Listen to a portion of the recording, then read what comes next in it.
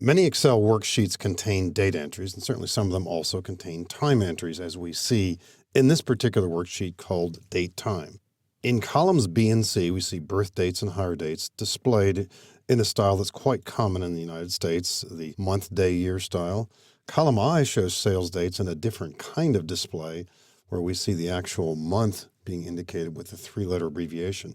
That might be a preferred choice if you get data from other countries and there's that momentary doubt as to whether this data here, for example, might be, is that March 6th or is it June 3rd? So here and there you want to make some choices. If the data is in a column where there are no other selections, we might as well select the entire column. Column C might work just fine for you, but if we want to change the format, we could right-click column C and go to Format Cells. That's one of a few ways we can get to this dialog box, which gives us opportunities for changing the display of dates. On the Number tab, the category Date has quite a few built-in date formats, and here and there you'll decide which one works best for you. Some of them, like this one here, do show leading zeros for months and days.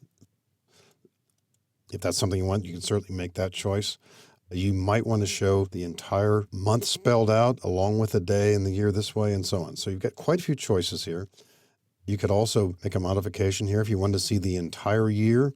How about a choice here that shows a 4-digit year instead of simply a 2-digit year? So as we make the change here, all the year entries in column C are now going to have the entire 4-digit year.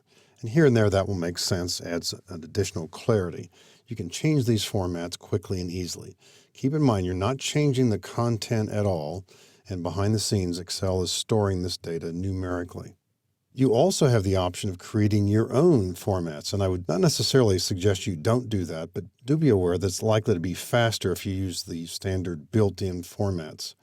The format in column I here for sales date, you may want this, but you also might want to show day of the week as well.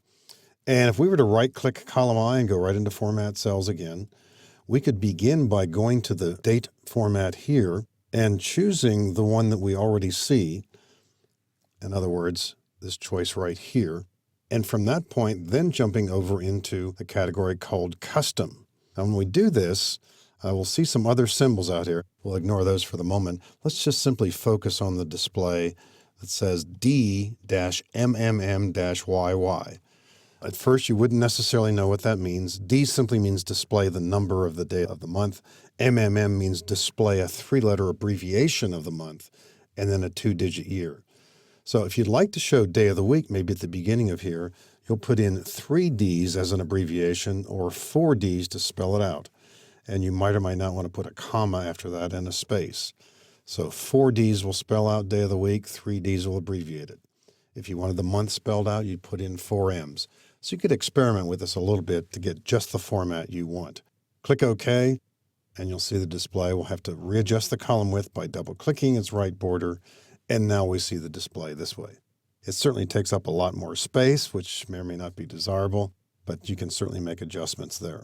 So the idea is, if you're in a hurry, use one of the standard built-in formats, whichever one works best for you. But if you want additional features here, then as you go into Format Cells, consider going into the Custom category and making changes to the existing layout by altering the Ds and the Ms and the Ys. Excel also handles time dates, and the big issue here usually is, do you want to use the so-called 24-hour style as we're seeing in the data here, or would you prefer to use the AM/PM style? And if it's the AM/PM style you might want to use here, then consider the fact that after selecting these cells, or possibly the columns, we could do a right-click and then choosing Format Cells again, this time focusing on the time category. Consider usually it's the second or the third option. The second option uses the 24-hour style. 13:30 implies you'll be using the 24-hour style. And of course, this one with the PM option will show us AM/PM in the display. And although you can customize time displays, once again, I would probably say shy away from that. The standard built-in features do work best. They're easy to get to, and they pose fewer problems down the road for others using the software. So either changing the display of times, or as we saw previously with dates, is pretty easy to get into in Excel. and it's pretty widely available to make quite a few different changes to accommodate your needs.